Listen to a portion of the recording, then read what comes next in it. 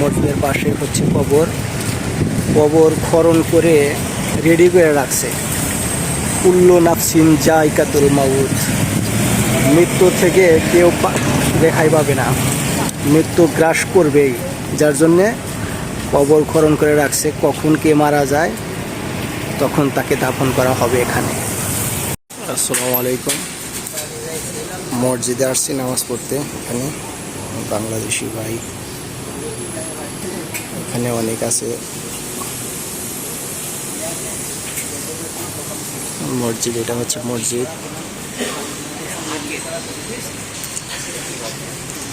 এখানে প্রতিটা মসজিদের পাশেই কবরস্থান আছে।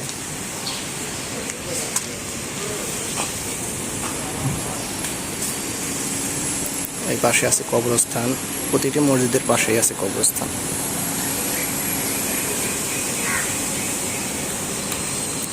দেখেন কত সুন্দর, এখানে গাড়ি রাখার মতো পার্কিং করার জায়গা, কত বিশাল করে পার্কিং করার জায়গা রাখছে। আসলে মালয়েশিয়া এইগুলাই ভালো লাগে বেশি। আর প্রতিটি কবরস্থান হচ্ছে মসজিদের পাশে।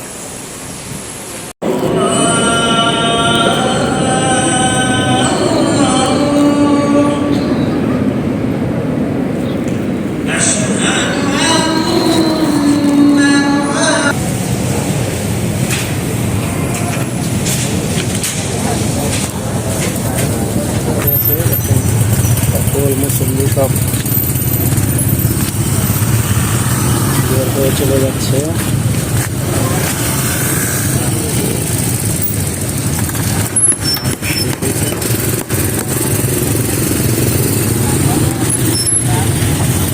সকলে বের হয়ে এখন তারপর ঠিকানায় চলে যাচ্ছে।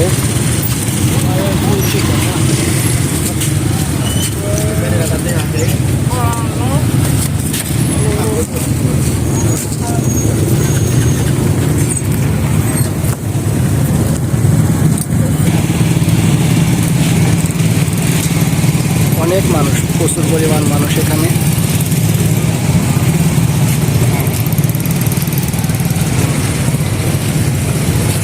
অনেক বড় মসজিদ, এটা ভিতরে প্রচুর পরিমাণ জায়গা আছে। এই পাশে হচ্ছে কবরস্থান, এই পাশে হচ্ছে কবরস্থান। এখানে অনেকেই গিয়েছে এখানে কবর জিয়ারত করার জন্য।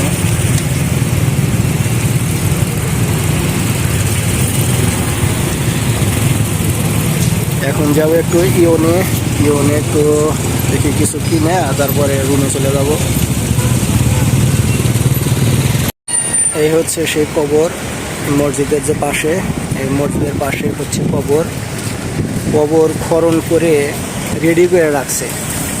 কুল্লু নাফসিন যায়কাতুল মাউত, মৃত্যু থেকে কেউ রেহাই পাবে না, মৃত্যু গ্রাস করবেই। যার জন্যে কবর খনন করে রাখছে, কখন কে মারা যায় তখন তাকে দাফন করা হবে এখানে। এই হচ্ছে সেই কবর, যেখানে আসতেই হবে, এটার ভিতরে কোনো সন্দেহ নেই।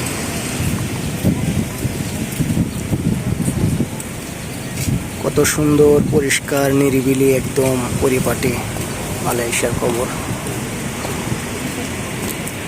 বাসায় হচ্ছে ইওর মার্কেট, ওই যে এখন আমি ওইখানে যাবো, একটু গিয়ে কিছু কিনবো আর কি, দেখি কি পাওয়া যায়। আমি এখানেই নামাজ পড়লাম, এই পাশে মসজিদ আছে, এখানে নামাজ পড়লাম। আলহামদুলিল্লাহ।